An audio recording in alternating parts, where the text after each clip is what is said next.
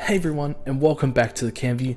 It's me, Campbell, and I'm really excited to start another video because, you might know it's been a very long time since I've posted anything on YouTube or Instagram for that matter, and I do apologize for that. I've had a lot of personal things happening in my life, so it's made it hard to really sit down and buckle and make reviews, but I have been writing reviews, so I'm really excited to actually make a video now.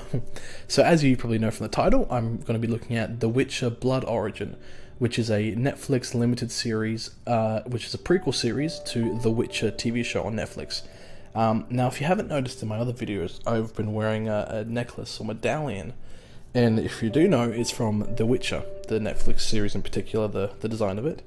And I'm a big fan of The Witcher. As of recently, I've bought all the books, and I'm reading through the books now. I've played the second game, and I'm currently playing through The Witcher 3 Wild Hunt. And I've watched the series, and I'm rewatching it currently, and I love the whole world. I love everything about it. So when I heard that there's a prequel series, I was like, okay, I'll be optimistic, because I know that prequel series can be somewhat disappointing at times. And I wasn't wrong, and the reviews from other people haven't been wrong either. This is a pretty disappointing show, and it's pretty below average, and I want to say almost bad, or bad. It seems like there's a lot to unpack, but there really isn't a lot to unpack, so let's just get into it. So firstly, the writing is pretty poor. It doesn't really do well for the characters at all. The dialogue is pretty bad. There's lots of exposition, which I don't particularly have a problem with, because there's a lot to unpack within this world for a prequel series, and it's a big world full of a lot of elves, and then there was dwarves before the elves, and there's a lot to unpack before the humans came, right? Which is good, but the exposition here was just chucked out. It was like, oh yeah, this happened. As you know, the world just kind of appeared, and that's cool. It's fine. I'm okay with it, but again, you can probably do it a bit better. And then the character development was also pretty poor. There were characters within the show that I didn't care about. Actually, all of them, besides, I guess, one, I did not care about, because there wasn't enough for me to latch onto, or there just wasn't enough writing or time within the show to actually for me to have time, because there were only 4 episodes. Each episode was about an hour each, so let's say 4 hours long, and even then, when you have 10 characters that you focus on, because you have 7 main characters, like a team, that want to take down this hierarchy, because they've all been betrayed by this queen elf, essentially, and so they want to take her down because she's evil, kind of thing. And they all have certain motives, and that it's pretty poor. It's poor, the motives and the writing, so it doesn't really make sense much at all. And then the relationships built within the show are very rushed. There is a relationship in particular between 2 of the main characters where they just kind of fall in love, and it's pretty unclear at where that sparked. They were traveling for a while in the first 2 episodes, and then the 3rd episode they just magically had a kiss, and it was like, oh cool, they're in a relationship now, that's awesome. It doesn't really make sense, and it bugs me a lot that they just kind of chucked it in because why not? I mean, I think it would have been better if they just stayed friends. If you've seen the show, you probably know what I'm talking about. If you don't, that's fine, probably don't watch the show, just maybe read up about what happens if you're interested. And as I said before, the show feels very rushed. The key word is rushed. I think even it shows in the CGI, and some of the acting's pretty poor, and just some of the effects in general, like I said with the CGI, it's pretty rough and rushed.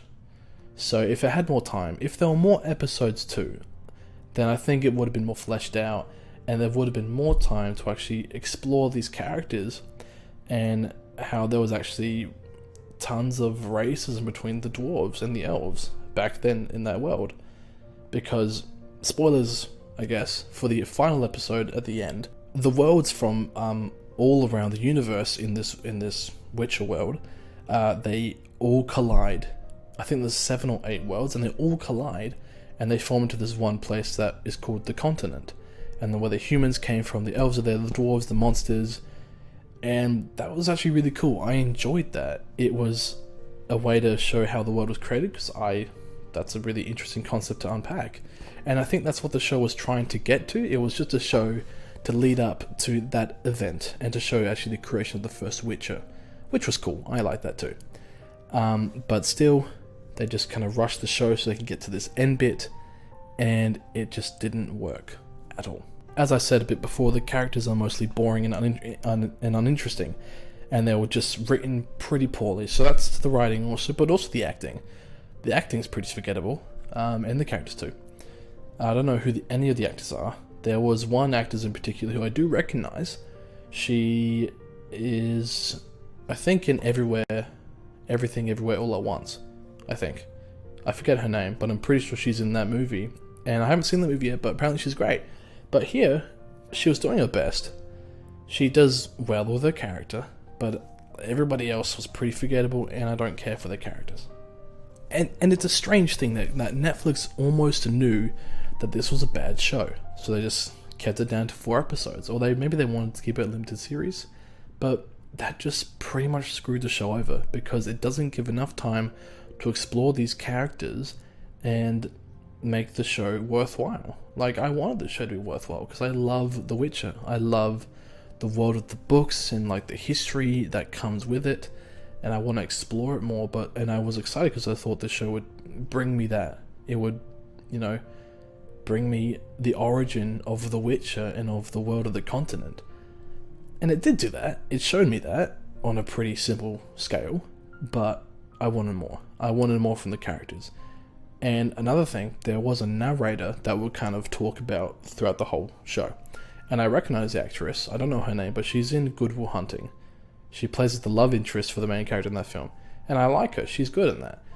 But here, she's just reading off a piece of paper. She's like, and now the characters set forth into the world and saw a mountain.